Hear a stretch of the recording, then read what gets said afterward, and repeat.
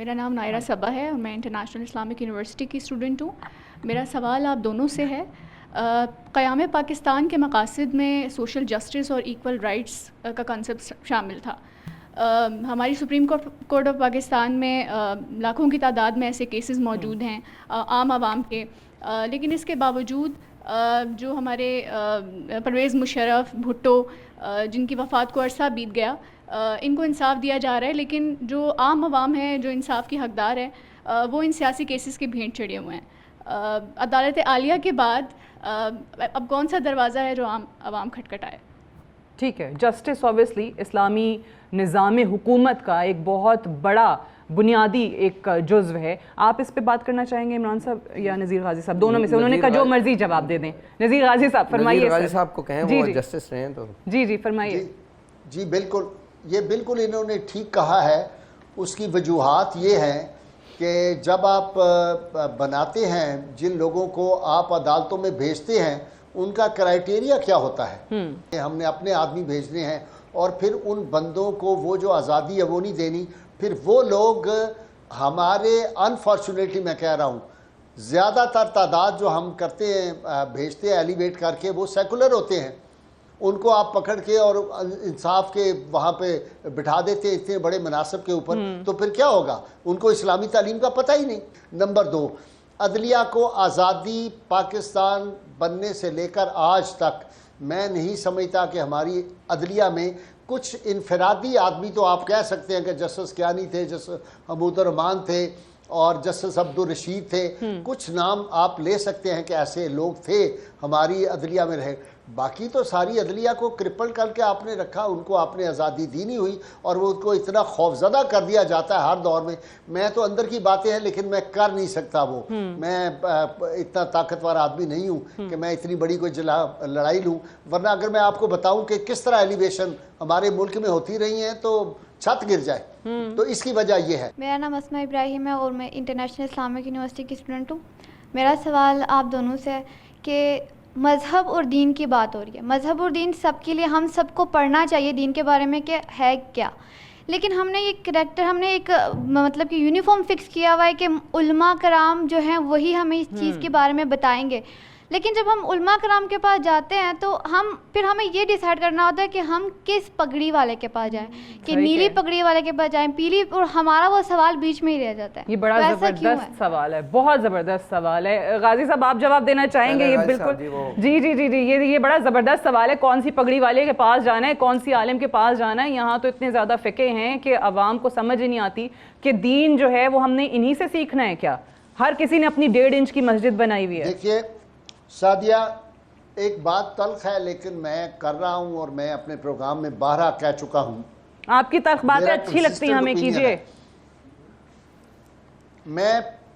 مجھے تقریباً 55 سال ہو گئے ہیں, 60 برس علماء کے ساتھ علماء کو ڈیفینڈ کرتے ہوئے.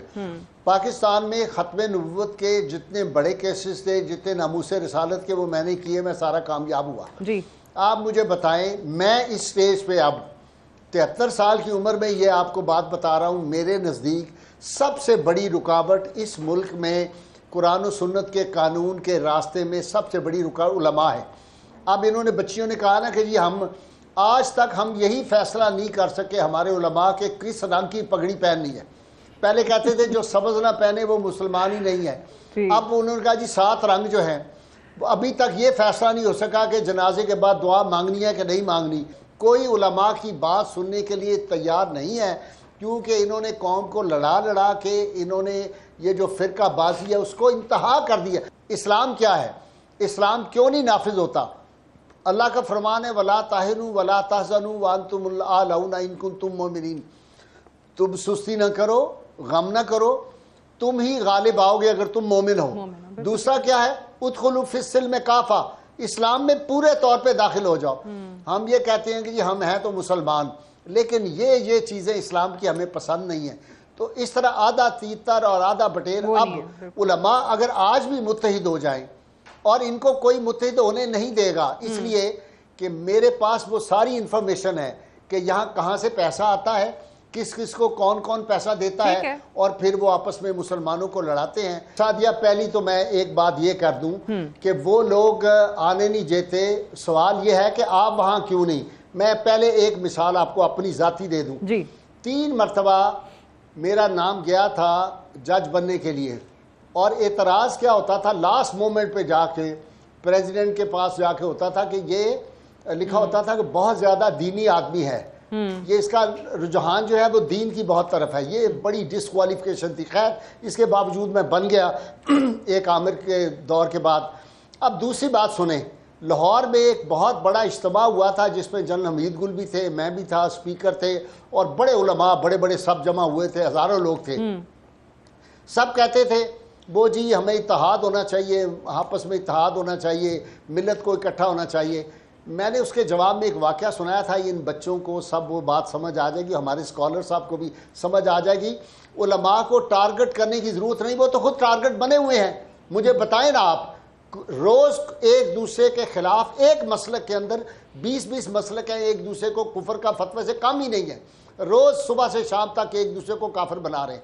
अब आप अगली बात सुनिए, हज़रत लुकमान, जिनके बारे में कुरान हकीम की एक सूरत भी है, लुकमान, वो अपने घर से निकलते हैं, एक बच्चा 10 बरस का मिलता है उनको, उसका चेहरा बड़ा पुरनूर था। ये मैंने सुनाया उन सारे उलमा को, जनरल हमीद गुल ने बहुत इसको वो एंजॉय किया इस बात को, वो बार बार दोहराते थे मरहूम। उन्होंने कहा हज़रत लुकमान ने कि बच्चे तुम कहाँ से आ रहे हो? उसने कहा मैं मुक्सर कर रहा हूँ, मैं जहाँ से सब लोग आते हैं। कहने लगे कहाँ जा रहे हो? कहने लगा जहाँ सब लोग जाते हैं। कहने लगे कहाँ रहते हो? उन्होंने कहा जी कि मैं उसी छत के नीचे रहता हूँ जिसमें सारी दुनिया नीली छत के नीचे रहती है। कुछ और सवालात किए तो हज़रत लुकमान ने उस बच्चे को फरमाया, कहने लगे यार तुम बड़े नेक आदमी लगते हो। अब जवाब सुनिए, उस बच्चे ने कहा लुकमान तुम्हें किसने नेक बनने से रोका है? सवाल यह है कि किसने उलमा को रोका है कि तुम इत्तेहाद ना करो? आज खत्मे नबूवत पे इकट्ठे हो गए थे ना, अब क्यों नहीं होते? मफादात होते हैं, इनमें से कुछ शौरी तौर पे, कुछ लाशौरी पे। अच्छा, एक ज़िमनी सवाल, आखिरी वन लाइनर जवाब दीजिएगा। अगर ये उलमाए कराम, सिर्फ और सिर्फ उलमाए कराम, जो क्योंकि आपका फोकस उन पे रहा, ये बताइए अगर ये आज सब मुत्तहिद हो जाएं इस चीज़ पे और इनकी तरफ से मुतालबा आ जाए हुक्मरानों से, जो भी इक़्तिदार के ऐवानों में बैठे, कि इस मुल्क में आप इस्लाम और शरीयत के क़वानीन का निफाज करें, तो हो जाएगा इनके मुत्तहिद होने से? हो जाएगा, ओके, हो जाएगा। मुझे मेरे साथ ये आके सारे बैठ जाएं जी। और अगर मैं इनको 1 साल के अंदर इस्लामी निज़ाम नाफिज ना करवा के दूं, ये मुझे मेरा खून माफ है, मुझे खड़ा करके गोली मार दें।